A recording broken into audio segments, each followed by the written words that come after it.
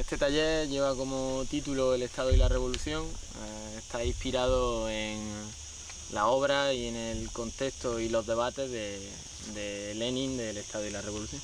La idea es tener una introducción sobre lo que supuso esta obra, los debates que se estaban dando en aquella época en torno a la cuestión del Estado, el debate sobre la toma del poder, las funciones que tiene en el capitalismo actual el Estado burgués y la cuestión de la burocracia. Es bastante amplio, voy a intentar no tardar mucho, pero es una temática muy amplia y más si se traduce ahora a la actualidad. Bien, lo primero que hay que entender es que esta obra la escribe Lenin en 1917, una selección de escritos en torno a la cuestión del Estado de Marx y Engels que él recopila y comenta, porque él piensa, en pleno proceso desde la Revolución de Febrero hasta la Revolución de Octubre, él piensa que es la cuestión del Estado y cómo tratar la cuestión del Estado lo que diferencia o más clarifica el campo reformista del campo revolucionario. Estamos en un contexto donde hay una ruptura en la Segunda Internacional entre la rama más internacionalista y la rama que había votado los créditos de guerra para entrar en la Primera Guerra Mundial, y un debate muy contradictorio y muy duro sobre cómo enfrentarse al fenómeno de la Revolución Rusa entre las corrientes rusas propias, pero también entre las corrientes internacionales. La primera intención que tiene Lenin al escribir esta obra es polemizar con la parte de la Segunda Internacional que había olvidado o tergiversado las teorías de Marx y Engels sobre el Estado. Kautsky y otra serie de dirigentes del SPD alemán hacían una lectura muy simplista del debate sobre el Estado, simplemente oponiéndose a los anarquistas en torno a la cuestión de que había que participar en ciertos aspectos del Estado burgués. Entonces, frente a esta visión tan simplista, Lenin piensa que está detrás un oportunismo para no enfrentar a este Estado burgués mediante la toma del poder, la dictadura del proletariado y todas las posiciones marxistas. Para ello, la obra, por así decirlo, que más toma en cuenta es todas las experiencias sobre la Comuna de París, que tanto Marx y Engels sintetizan, ¿no? Y lo opone a la política que está llevando la dirección de la Segunda Internacional, el SPD alemán, los mencheviques. Por tanto, nos encontraríamos con tres posiciones políticas diferentes de tres corrientes con un peso razonable en el movimiento obrero.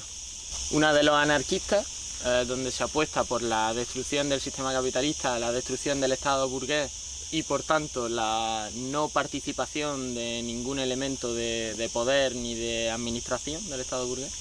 Una posición de los reformistas o socialdemócratas que, aunque siguen hablando de la superación del sistema capitalista, empiezan a matizar qué es el socialismo por las nuevas características que tenía el sistema capitalista y la capacidad de conseguir ciertas mejoras para la clase trabajadora dentro del propio sistema capitalista, y que lleva a posiciones políticas como contra las que debate Rosa Luxemburgo, ¿no? De la cuestión de las reformas, la acumulación de parlamentarios, mayorías parlamentarias, reformas, mejoras de vida de la clase trabajadora a través de la gestión administrativa del sistema capitalista. Y una tercera posición de los recién creados, por así decirlo, comunistas, de la Internacional Comunista, de los y las revolucionarios, que es la que nosotros y nosotras seguimos defendiendo hoy en día, que apuesta claramente y sin ninguna vacilación por la destrucción del Estado burgués.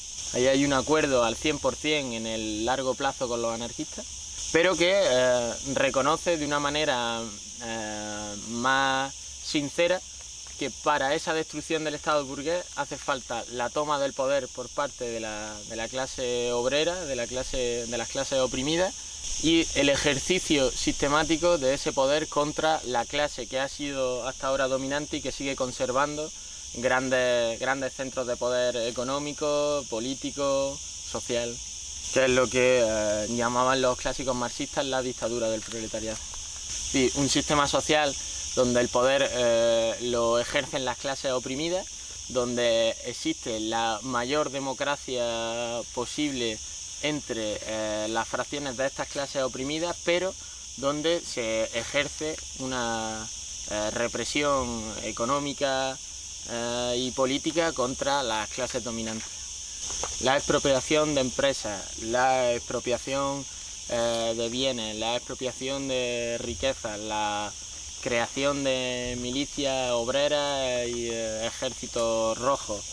Todo eso son medidas políticas que van encaminadas a crear instituciones de defensa frente a la burguesía, pero de manera mucho más sincera de lo que lo hace la burguesía actualmente. Reconocemos que esas instituciones son de carácter represivo contra la clase dominante.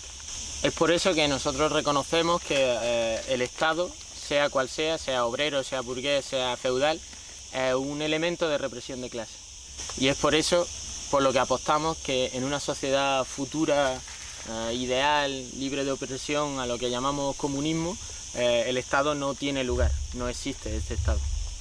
Esto entra en contradicción con la visión liberal que se puede estudiar en todas las facultades de ciencias sociales, de que el Estado es una institución que se pone a mediar entre las clases para dar justicia social y evitar los conflictos, pero también debate y contradice frontalmente contra esa visión del comunismo, de las ramas estalinistas, maoístas y demás ramas burocráticas del movimiento obrero, que derivan o teorizan sociedades totalitarias con un ideal de justicia socialista. Y es por eso y por los anteriores debates que he nombrado por lo que esta obra de Lenin y esas lecciones políticas yo pienso que siguen de total actualidad hoy en día para hacer política como revolucionario y revolucionario. Actualmente el Estado burgués sigue siendo un elemento de represión de clase con diferentes funciones que van encaminadas a mantener la estabilidad del sistema capitalista. Digamos que el Estado es como sería como el cuartel, ¿no? El órgano de poder de la burguesía desde el cual elabora sus programas políticos, sus orientaciones políticas, ¿no? Es como el partido para nosotros. Tiene una función como de intelectual colectivo burgués, es decir, mira por los intereses del conjunto de la clase burguesa, cosa que la burguesía a nivel individual es incapaz. Esto se ve sobre todo en las cuestiones económicas, es decir, sin el papel del Estado en la economía sería mucho más difícil la valorización de las mercancías, es decir, la ejecución del sistema mercantil. Bueno, ahora lo explico. Es decir, sin la intervención del Estado no habría carreteras por donde transportar las mercancías, puertos donde llevar esas mercancías, tendidos eléctricos que pudieran abastecer a ciudades y a fábricas, toda la serie de infraestructuras que el sistema capitalista necesita para este funcionamiento del mercado. Todo eso no existiría sin la intervención del Estado en la economía. La inversión en investigación y desarrollo en toda la rama del sistema educativo que está destinada a seguir creando nuevos nichos de mercado, todo eso no existiría sin el Estado. Al fin y al cabo tiene que garantizar las condiciones de producción del sistema mercantil. Luego tiene otra función clara de integración y reproducción del sistema capitalista, es decir, con la intención de dividir a las clases oprimidas e integrarlas o dar, digamos, razones para que no haya una sublevación, lo que normalmente llamamos la cuestión de la infraestructura, de la ideología, ¿no? Es decir, qué sistema de valores intenta generar la burguesía para estabilizar su propio sistema. Y en este caso el sistema nacional o estatal de enseñanza sería el ejemplo más clásico, y cómo garantizar que todos los individuos de una sociedad van a estar una serie de años en unas instituciones educativas recibiendo los valores que el Estado estima oportunos. Y luego la otra función que ya la hemos nombrado antes, que es la cuestión de la represión. Una función fundamental del Estado. Y hasta los sociólogos y teóricos burgueses reconocen que para que exista un Estado, este tiene que tener el monopolio de la violencia. Esto lo que garantiza es que si todas las funciones anteriores fallan, la integración, si al final se pone en tela de juicio el sistema capitalista, haya una fuerza armada, ya sea policial o militar, que pueda sofocar esa revuelta, esa crisis. La policía, el ejército, el sistema penitenciario y judicial serían las instituciones más claras de esta, aunque hay más, las instituciones más claras de esta función. Volviendo un poco a la cuestión de la toma del poder, ¿no? Nosotros cuando hablamos de tomar el poder y de crear un nuevo Estado, apostamos por crear un Estado obrero. Es decir, con la toma del poder buscamos destruir el Estado burgués y crear una nueva institución de defensa que sería un Estado obrero. Bien, como decíamos antes, esto conlleva la generación de una serie de instituciones que buscan defenderse de la burguesía, etcétera, etcétera. Una de las cuestiones más importantes a analizar, como hemos visto a lo largo de la historia, es que esta creación de un Estado obrero, de estas nuevas instituciones defensivas con respecto a la burguesía, no genere en la creación de una burocracia. Dentro de la experiencia de la Unión Soviética, ¿no? Y Trotsky lo analiza de manera más pormenorizada en la Revolución Tradicional, se dan una serie de factores que dificultan esta cuestión. El atraso económico, la situación de guerra civil contra diferentes potencias imperialistas, las contradicciones que había entre las propias corrientes del movimiento obrero y el aislamiento de los procesos revolucionarios a nivel internacional son algunos de los factores más importantes que destaca Trotsky. Todos esos factores contribuyen a que la fracción de la clase obrera que tiene que ocuparse de la gestión de estas instituciones defensivas sea muy grande. Y tras la estabilización después de la guerra civil, la muerte de muchos de los cuadros más revolucionarios y más destacados de la clase obrera en esta guerra, empiezan a tener intereses particulares que se alejan de los intereses del conjunto de la clase obrera, y surge así, por tanto, una casta, como la llama Trotsky, que no llega a ser una clase social, pero sí tiene intereses diferentes y a veces contradictorios con su propia clase. El debate de la burocracia es mucho más largo y no solo corresponde a la experiencia de la Unión Soviética y de los dirigentes estalinistas, pero no es la intención del taller adentrarse más, simplemente decir que eso es lo que nos lleva, entre otras razones, a darle tanta importancia a la autoorganización de la clase obrera en cada conflicto, a intentar generar esas dinámicas de que el máximo número de compañeros y compañeras de nuestra clase social tomen partido en sus peleas, tomen partido en las decisiones que les atañen. Bien, volviendo un poco a la actualidad, vemos como los debates se repiten. Es decir, los debates, bajo mi punto de vista, que Lenin tenía con la Segunda Internacional, con todos los cambios históricos, etcétera, tienen grandes elementos comunes con los debates que ahora mismo tiene el campo revolucionario con el campo reformista.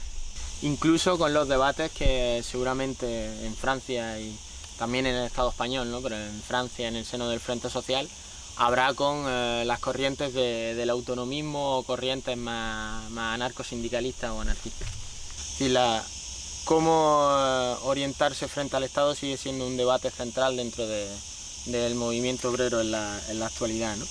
La mayor polémica que tenemos en este sentido y lo que creo yo que puede dar un poco más de debate es la situación actual frente a ese nuevo reformismo, donde se vuelve a intentar una hipótesis de que administrando el ejercicio político del Estado burgués se pueden conseguir mejoras para la clase trabajadora y avanzar en la destrucción del sistema capitalista. Y partidos como Podemos, como Syriza, como la Francia insumisa, lo dicen a las claras cuando se presentan a las elecciones. El objetivo es una mejor administración, una mejor gestión de ese poder electoral. Con esto termino. Para mí sería un ejemplo análogo a si nosotros y nosotras, nuestros centros de trabajo, nos planteáramos, en vez de en un futuro expropiar la empresa donde trabajamos, es como si apostáramos por ganar la gerencia de esta compañía. Si nosotros hiciéramos sindicalismo con la idea de en un futuro poder ganar la gerencia, seguramente podríamos decidir los horarios de nuestros compañeros y compañeras, podríamos ordenar los turnos, hacer más cómodo el centro de trabajo, pero nunca podríamos poner en tela de juicio quién se lleva los beneficios de la empresa.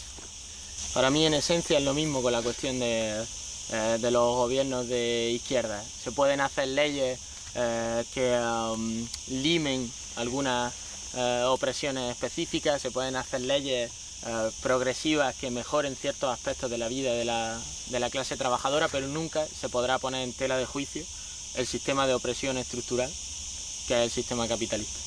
Por mí termino decir unos cuantos libros que tampoco me he leído enteros, la verdad, pero que tratan la cuestión para quien quiera profundizar. El primero es El Estado y la Revolución de Lenin, la guerra civil en Francia y otros escritos de Marx y Engels sobre la experiencia de la comuna, los cuadernos de la cárcel y también otros escritos sobre Gramsci de esta función integradora del Estado, la revolución traicionada de Trotsky para la cuestión de la burocracia, la historia de la revolución rusa sobre los debates de la toma del poder y el nuevo Estado obrero, y un libro de Mandel que no sé cómo será en francés, que aquí en el Estado español se llama El Estado en la época del capitalismo tardío. Fini.